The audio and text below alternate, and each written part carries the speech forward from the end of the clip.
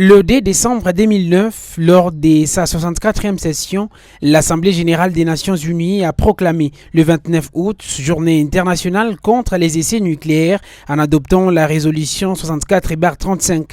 Cette résolution appelle à éduquer les publics et à sensibiliser aux effets des explosions expérimentales d'armes atomiques et autres explosions nucléaires et à la nécessité d'y mettre fin, en tant que moyen permis de parvenir à l'objectif d'un monde sans armes nucléaires. La résolution a été initiée par la République du Kazakhstan, à laquelle se sont joints un grand nombre d'auteurs et de co-auteurs afin de commémorer la fermeture du polygone d'essais nucléaires des Semipalatinsk au Kazakhstan le 29 août 1991. Le premier essai nucléaire a eu lieu le 16 juillet 1945. Depuis cette date, plus de 2000 essais nucléaires ont été effectués.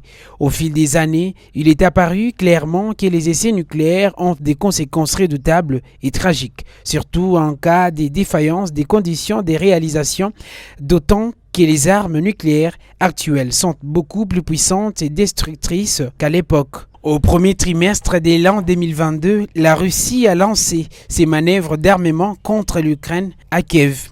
La Chine a de son côté effectué ses démonstrations début juillet sur les sols taïwanais pour contrebarrer l'indépendance de l'île avec l'appui des États-Unis. Dans les viseurs des Occidentaux, l'on remarque également la Corée du Nord de Kim Jong-un qui s'était déclarée prête à lancer ses opérations nucléaires. Dans les années 70, la France avait procédé à 46 essais nucléaires dans l'atmosphère en Polynésie française. 60 ans plus tard, des enquêtes sont révélées des forts bilans, notamment l'exposition de la population à des doses de radioactivité bien supérieures à celles annoncées officiellement. L'essai se déroule pas comme prévu, parce que le nuage qui est issu de cette explosion, le 17 juillet 1974, n'atteint pas l'altitude suffisante, optimale, celle qui a été prévue. Il s'arrête à 5200 mètres. Et pourquoi c'est important ? C'est parce qu'à 5200 mètres, les vents ne poussent pas le nuage vers là où les militaires auraient aimé qu'ils le poussent, à savoir vers les atolls de Tuleya et de Hao. Ça fait mal, ça fait très très mal pour les personnes qui sont décédées de ces maladies-là.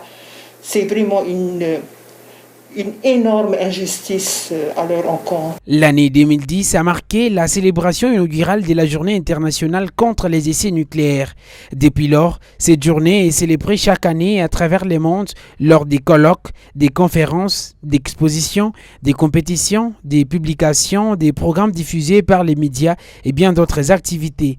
Depuis la proclamation de la Journée internationale contre les essais nucléaires, nombre d'avancées bilatérales et multilatérales, gouvernementales ainsi que des vastes mouvements de la société civile ont contribué à faire progresser la cause de l'interdiction des essais nucléaires.